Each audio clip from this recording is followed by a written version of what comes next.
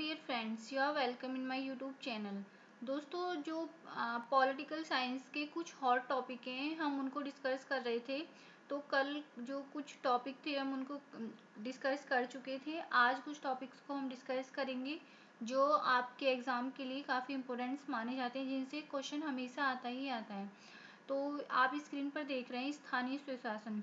आप कोई भी एग्जाम दे लीजिए जिसमें पॉलिटी आती है, उसमें इस टॉपिक से संबंधित क्वेश्चन जरूर आता है। तो इसका जो प्रारूप है वो किस तरीके से ग्राम स्तर पर होती है स्थानीय स्वशासन। ठीक है।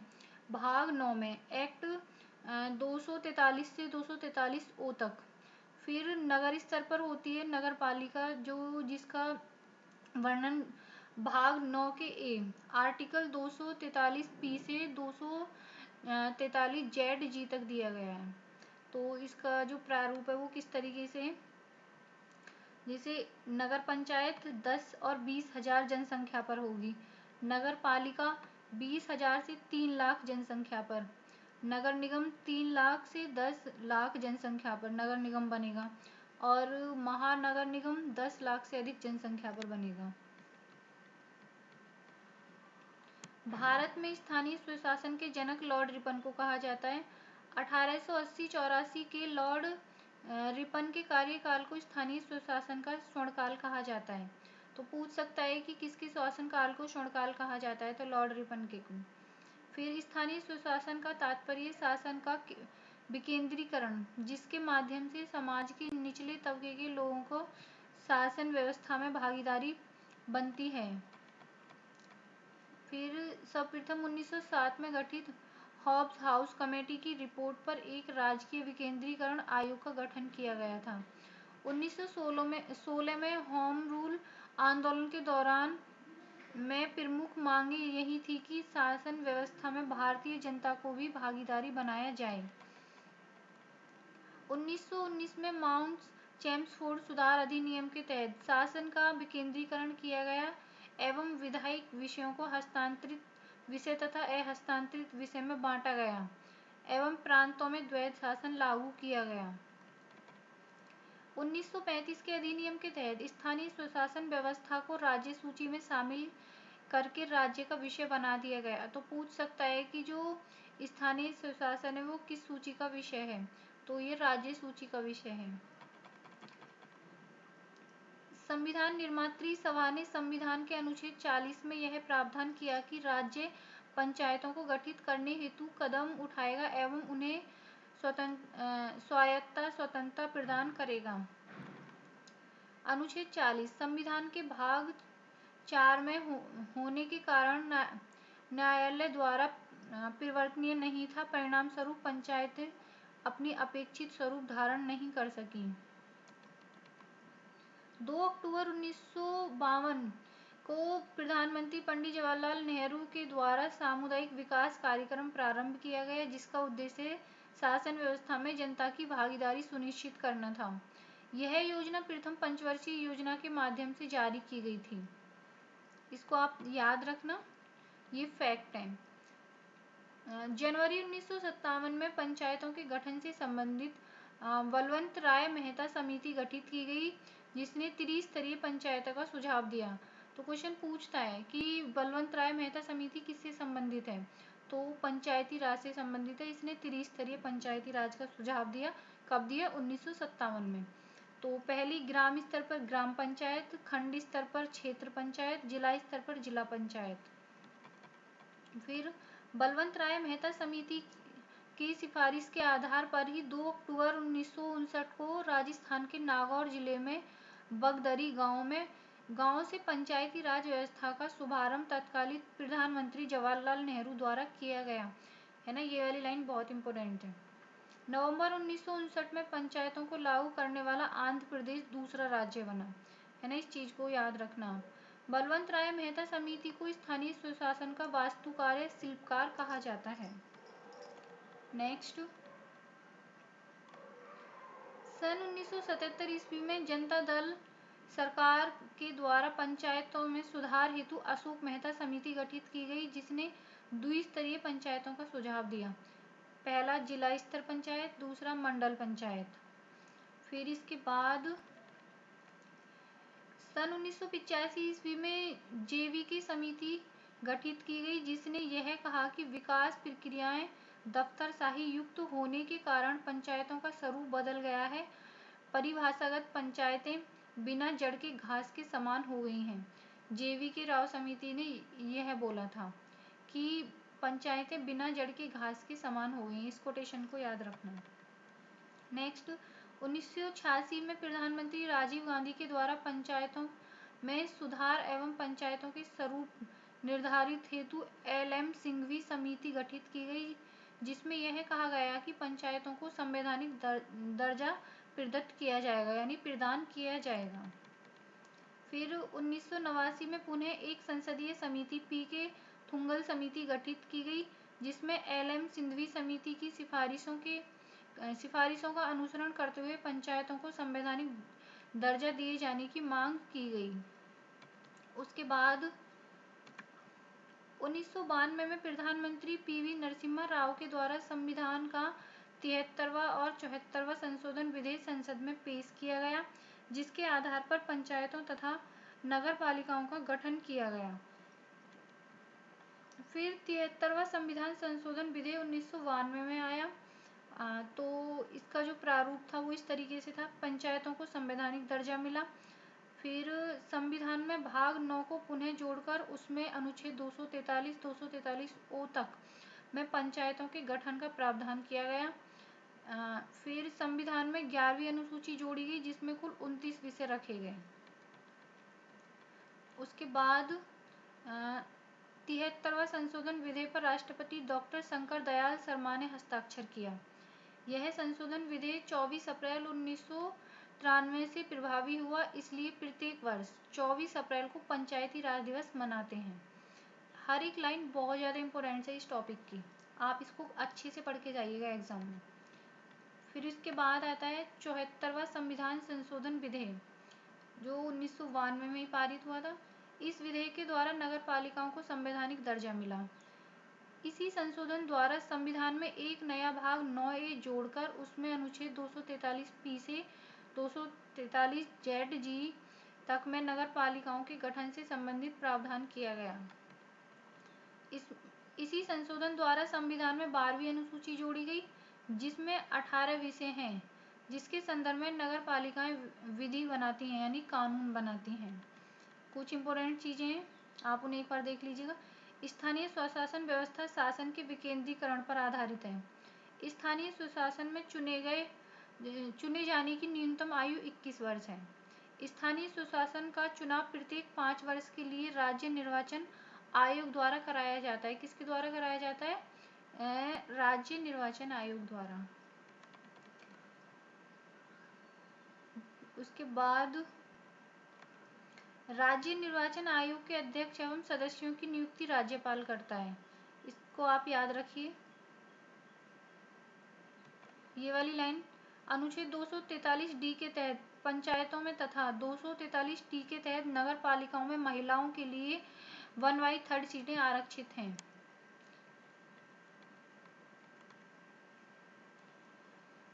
फिर स्थानीय स्वशासन में SC, ST, OBC आरक्षण उनकी जनसंख्या के अनुपात में चक्रानुपाणी क्रम में किया जाता है। उसके बाद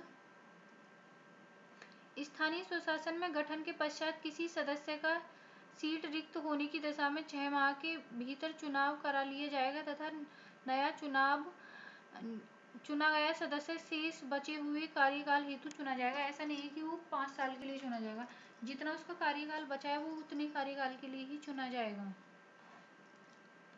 उसके बाद जो इम्पोर्टेंट्स हैं, स्थानीय स्वशासन राज्य सूची का विषय है, इन पर विधि बनाने का अधिकार राज्य विधानमंडल के पास है। लोकतंत्र की सबसे छोटी इकाई ग्राम सभा कहलाती है।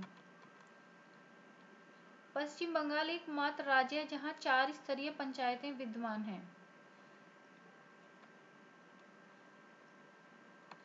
भाग 9 एवं भाग 9A के प्रावधान संविधान के अनुसूची 5 में दिए गए जनजातीय क्षेत्र एवं अनुसूचित क्षेत्र अनुसूची 6 में दिए गए असम, मेघालय, त्रिपुरा एवं मिजोरम राज्य के जनजातीय क्षेत्रों पर लागू नहीं होंगे। जो इसकी प्रावधान है, इन क्षेत्रों में स्थानीय स्वशासन को लागू करने हेतु एवं उन्हें प्रशासनिक स्वायत्तता प्रदान करने हेतु 1996 में पीसा एक्ट पारित किया गया। ये यहाँ पर दे रखा है, पढ़ लीजिएगा।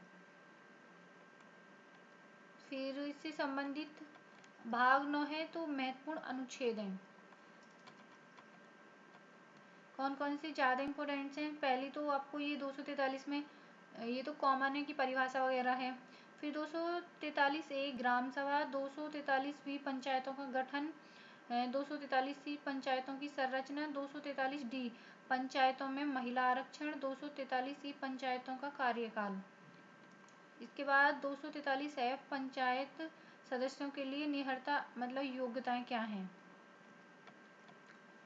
उसके बाद जो इम्पोर्टेंट है इसमें वो है 243J यानी पंचायतों के लेखाओं की संपरीक्षा। और फिर 243I पंचायतों हेतु राज्य वित्त आयोग, ये बहुत इम्पोर्टेंट है, याद रखिएगा। ये भी 243K पंचायतों के लिए निर्वाचन। फिर इसके बाद यहाँ दे रखे हैं 243L पंचायतों संघ राज्य क्षेत्रों पर भी लागू होगी, चाहे कोई संघ राज्य क्षेत्र है या फिर राज्य। इनका सीक्वेंस पूछा जाता है कई बारी, आप इनको अच्छे से पढ़ लीजिएगा। ये तो उससे संबंधित हो गए है ना, ग्राम पंचायत।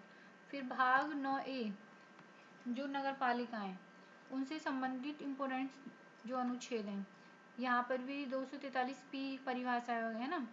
फिर इसमें गठन, उसके बाद 243R नगर पालिकाओं की संरचना, 243S वार्ड समितियों का गठन और संरचना, 243T आरक्षण, 243U कार्यकाल है ना। ये कुछ इम्पोर्टेंट अनुच्छेद हैं जो आप याद रखेंगे तो अच्छा रहेगा, क्योंकि क्वेश्चन गलत नहीं कर पाओगे फिर। उसके बाद जो इम्पोर्टेंट अनुच्छेद हैं फिर उसमें ये है कि 243Z नगर पालिकाओं के लिए निर्वाचन और 243Y नगर पालिकाओं हेतु राज्य वित्त आयोग। फिर उसके बाद दोस्तों इस टॉपिक से संबंधित ये इम्पोर्टेंट बातें थी जो मैंने आपके सामने पढ़ी। नेक्स्ट जो इम्पोर्टेंट टॉपिक है उसको डिस्कस करते हैं। भाग 15 निर्वाचन आयोग, अनुच्छेद 324 से 329। भारतीय चुनाव आयोग की स्थापना 25 जनवरी 1950 को की गई थी। टी सुकुमार सेन प्रथम मुख्य चुनाव आयुक्त थे। 25 जनवरी को प्रत्येक वर्ष मतदान दिवस मनाया जाता है। वर्तमान में कौन मुख्य चुनाव आयुक्त हैं, आपको इस चीज़ का पता होना चाहिए। और ये भी पता होना चाहिए कि पहले कौन थे, दूसरे कौन थे, क्योंकि कई बार सीक्वेंस पूछा जाता है। तो आप इस वाले टॉपिक को भी थोड़ा अच्छे से पढ़ लीजिएगा, ठीक है। यहाँ पर प्रारूप बनाया गया है कि मुख्य चुनाव आयुक्त तथा 2 अन्य चुनाव आयुक्त होते हैं। जो इसकी कमेटी होती है, नियुक्ति राष्ट्रपति करेगा, शपथ राष्ट्रपति दिलाएगा। जो कार्यकाल है इसका, मुख्य चुनाव आयुक्त कार्यकाल 6 वर्ष या 65 वर्ष की आयु, जो भी पहले हो। 2 अन्य जो चुनाव आयुक्त चुने जाते हैं 6 वर्ष या 62 वर्ष की आयु, जो भी पहले हो। निर्वाचन आयुक्त के कार्यकाल का निर्धारण राष्ट्रपति के द्वारा किया जाता है। त्यागपत्र राष्ट्रपति को देंगे अगर ये अपने पद से हटना चाहते हैं तो। हटाए जाएंगे मुख्य चुनाव आयुक्त एससी के जज के समान, ठीक है, सुप्रीम कोर्ट यानी कि जज के समान। फिर जो अन्य 2 चुनाव आयुक्त हैं, मुख्य चुनाव आयुक्त के सलाह पर राष्ट्रपति के द्वारा हटाए जाएंगे।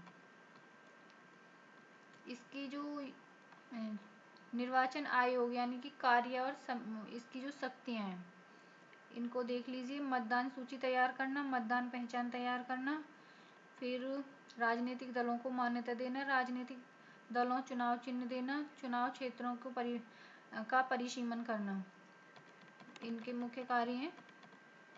ये काफ़ी इम्पोर्टेंट टॉपिक है, इसको आप एक बार ज़रूर पढ़ लीजिएगा। फिर इसके बाद जो इम्पोर्टेंट टॉपिक है उसको डिस्कस करते हैं। दोस्तों वित्त आयोग अनुच्छेद 280 काफी इंपॉर्टेंट है, इसमें से भी क्वेश्चन आता है कि वित्त आयोग का गठन प्रत्येक 5 वर्ष के लिए राष्ट्रपति के द्वारा किया जाता है। प्रथम वित्त आयोग का गठन 1951 में केसी नियोगी की अध्यक्षता में किया गया। वित्त आयोग में एक अध्यक्ष तथा 4 अन्य सदस्य होते हैं जिनकी नियुक्ति राष्ट्रपति करता है। वित्त आयोग अपनी रिपोर्ट राष्ट्रपति को देते हैं। वित्त आयोग का प्रमुख कार्य है केंद्र और राज्य के बीच जो वित्त संबंधित कार्य हैं उनको करना, फिर राजस्व का वितरण करना, राज्य द्वारा मांगे गए अनुदान पर विचार करना, वित्तीय विवादों का निपटारा करना, वित्तीय संबंध का निर्धारण करना इत्यादि। ये वित्त आयोग के इम्पोर्टेंट कार्य हैं। वर्तमान में 15वां वित्त आयोग कार्यरत है जिसकी अध्यक्षता एन.के. सिंह कर रहे हैं। ठीक है, जो 16वां वित्त आयोग है उसका गठन भी हो चुका है। आप उसके अध्यक्ष जो हैं उनको याद कर लीजिएगा।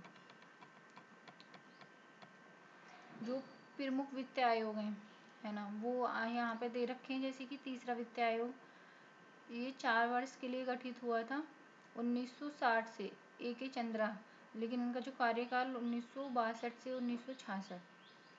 चौथा वित्त आयोग ये 3 वर्ष के लिए गठित हुआ था, इसके अध्यक्ष पी.वी. राजमन्नार थे। नवा वित्त आयोग 1987 में गठित हुआ था, एन.के.पी. साल्वे इसके अध्यक्ष थे। 6 वर्ष के लिए इनका कार्यकाल था।